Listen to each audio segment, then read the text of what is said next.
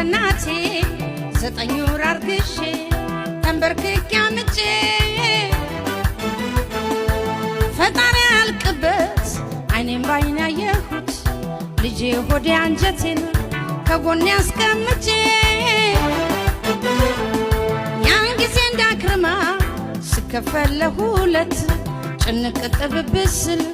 ሽል ሲያጣድፈን የት ይገኝ ነበረ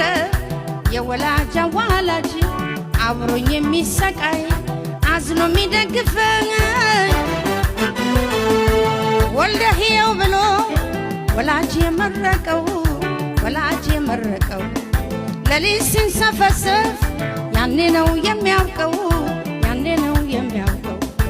እርብትብት ከንፈሩ ያንገቱ ስር ሽታ ከሞትም ያድናል እንኳን ከበሽታ